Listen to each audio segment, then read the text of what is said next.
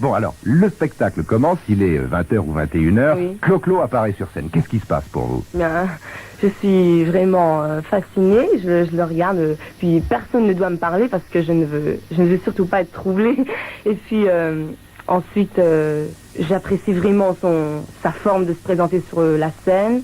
Et puis après, ses chansons s'enchaînent, comme je les aime beaucoup, j'apprécie tout ce genre de spectacle. Mais est-ce que vous aimez par exemple le grand moment, parce que moi je l'ai vu une fois ou deux, Claude François, quand il arrache sa chemise et puis tire les manches comme ça et puis il les balance un petit peu à tout le monde. C'est Alors, pas lui qui fait. alors si, c'est arrivé une fois Oui, ou deux, moi je l'ai vu. Mais alors, est-ce que vous avez déjà eu un objet de Claude François? Est-ce que vous avez déjà eu quelque chose de Claude Oui, François? j'ai sa manche de sa chemise. Oui. Et puis, j'ai eu des dédicaces aussi. Retournez-vous, regardez. Qui est là? Qui est là? Bonsoir. Claude François, il vient d'arriver. Bonjour. Voilà, je vous présente Michel. Alors, elle a, Claude François, je peux vous le promettre, des roses à vous offrir, de très belles roses. Il y a même des petites filles qui sont là aussi pour vous en offrir. Non, ce ne sont pas des questions que vous souhaitez. Ce sont des admiratrices également. Vous semblez être toujours à la recherche de quelque chose. Après quoi courez-vous? Je trouve que c'est le problème de tout le monde. On court après quelque chose et en fait, on ne sait pas très bien après quoi. On ne peut pas le définir. Après autre chose, même si ça a l'air vague, c'est malheureusement éternel. C'est-à-dire que c'est un peu comme le chat qui tourne autour de lui-même en essayant d'attraper sa queue qu'il n'arrive pas à faire. Enfin, j'observe mon chat pratiquement tous les jours. Il a cette espèce de mouvement désespéré qu'a un être humain dans une société comme la nôtre. Je sais pas, après autre chose. En ce moment, si je peux être plus précis, dans les étages différents de cette hiérarchie après le sommet de laquelle on court, il y a pour moi le pays anglo-saxon. Pourquoi le pays anglo-saxon, j'en sais rien. Quand j'étais en Égypte et que je vivais là-bas, je voulais venir en France, puisque mon père était français et que je voulais absolument savoir d'où je venais, puisqu'il était lyonnais, je voulais voir Lyon. J'ai préféré l'Égypte quand j'ai vu Lyon, parce que c'est un peu plus ensoleillé. Mais je me suis installé sur la Côte d'Azur au départ, et puis après je suis arrivé à Paris, et puis je me suis dit, il faut que j'arrive à séduire, puisque c'est un petit peu ce qu'on a au fond de nous-mêmes, il faut que je séduise la France, parce que, enfin dans mon système bien sûr, dans ma petite sphère, dans mon petit univers. Puis j'ai réussi à séduire la France à ma façon, et puis je me suis dit, qu'est-ce qui est difficile? Alors on m'a dit, tous les autres pays sont difficiles. J'ai fait l'Italie, ça marchait tout de suite, ça m'a pas intéressé, je suis revenu. Au désespoir de ma mère, qui elle est italienne.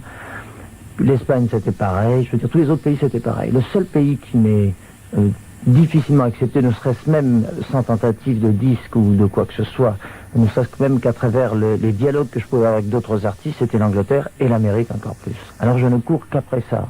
Mardi prochain, ou du moins lundi soir, je m'en vais. Je vais enregistrer un deuxième disque anglais à Londres.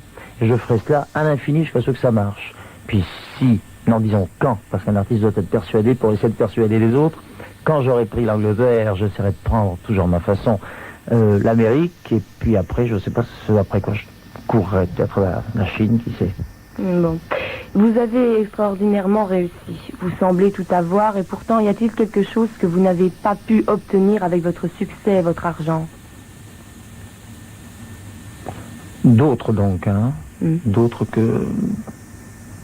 Non, j'avoue que c'était une consolation dans l'extrémisme de mon caractère et de mes goûts. J'aime tellement ce que je fais, et puis je veux dire, c'est même pas un amour, c'est indéfinissable. Je ne cours tellement après que ce que je fais.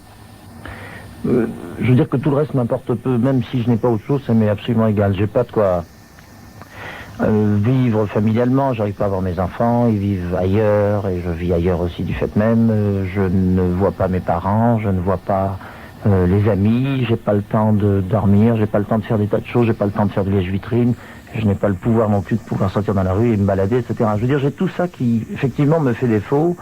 Je m'en aperçois uniquement quand je suis à l'étranger et qu'on ne me connaît pas ou qu'on ne me connaît que assez peu pour que je puisse me balader. À ce moment-là, je dis, c'est quand même agréable d'avoir tel et tel point, tel et tel point. Et quand je replonge dans la grisaille de mes réalités, je me dis que finalement, ça ne me manque pas tellement. En fait, rien ne me manque et tout me manque en même temps.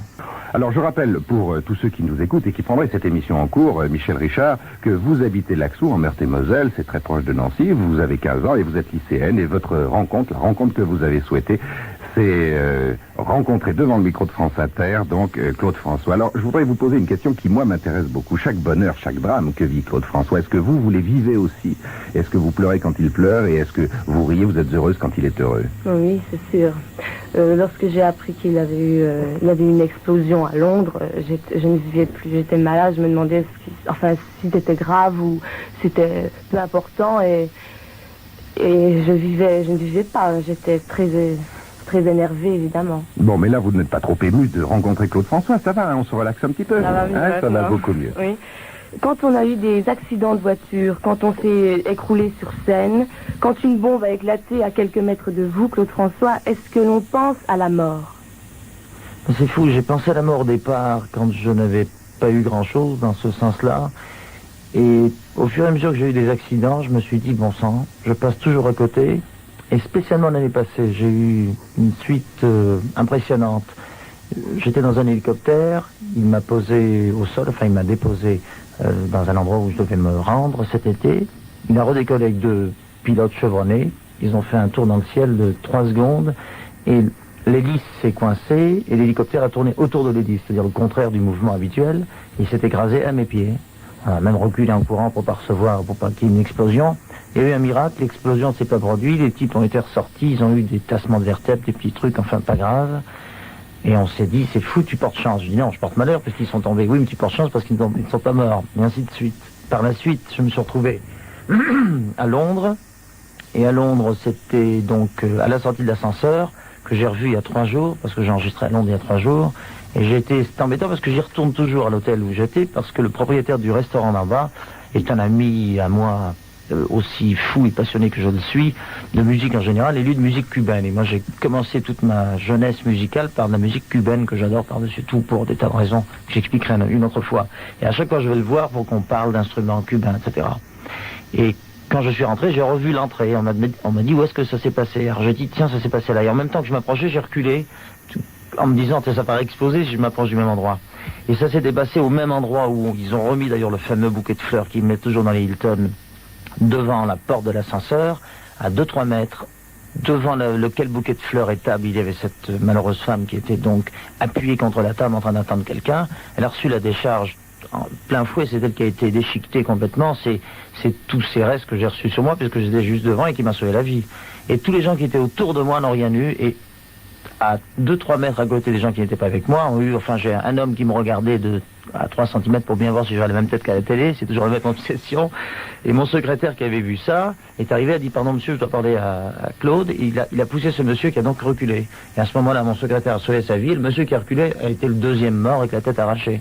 Donc c'est pour dire que j'ai toujours dans mon malheur une espèce de porte-bonheur insensé. Je suis un petit peu suicidaire, je provoque le malheur, si j'ose dire, et je fais une espèce de cercle de prévention, si j'ose dire, anti-malheur, à l'endroit même où il y a le malheur, avec les gens qui sont autour de moi.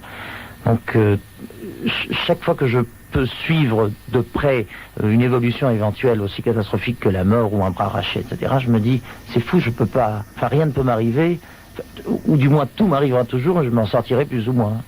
La voiture, je ne vais pas réénumérer tous les petits malheurs que j'ai pu avoir, mais effectivement, cette vie a provoqué toujours des malheurs, et on me dit c'est fou, c'est parce que c'est ton métier. Alors je ne vais pas réénumérer tout ce que j'ai eu en jeunesse, mais pendant que j'étais jeune, pendant que j'étais à l'école, pendant que j'allais à l'école des frères, au lycée, dans toutes ces écoles-là, j'ai toujours eu des drames insensés. J'ai eu un truc qui a été assez grave, mais que je n'ai jamais dit, mais puisque j'y suis, je vais le révéler, qui est un petit détail qui a failli me laisser donc d'abord peut-être pas très normal, ou alors peut-être que c'est finalement ce qui m'en reste qui m'a rendu assez anormal et qui me rend tel que je suis. J'avais une spécialité à la plage, je plongeais, je m'accrochais à un rocher au fond, j'attendais que toute la mousse disparaisse et je ressurgissais pour effrayer les gens, pour rigoler. Et un jour j'ai fait ça, puis j'ai vu des jambes qui bougeaient en haut, je me suis dit tiens, je vais l'effrayer, ça doit être une fille. Je suis ressorti très fort pour faire peur. Et en même temps que je ressortais, un officier anglais qui plongeait, lui, au même endroit, est arrivé, il avait plongé de 5-6 mètres de hauteur, il est arrivé tête contre tête. Lui, il a été groggy pendant 2-3 heures, et moi j'étais à l'hôpital pendant 8 mois. Et pendant 8 mois, j'ai eu la jambe gauche complètement paralysée, elle a été rééduquée en 2 ou 3 ans. Alors Claude, pour aller jusqu'au bout de la question de Michel, est-ce que Michel vous demandait si quelquefois vous pensiez à la mort et si vous aviez peur de la mort? Vous avez dit oui, quelquefois j'y pense, mais est-ce que vous avez toujours peur de la mort, j'en ai de moins en moins peur. Je crois que au fur et à mesure que j'ai eu des drames, j'ai eu de moins en moins peur. Mais j'ai peur de la mort, et je trouve que c'est l'absurdité de la vie.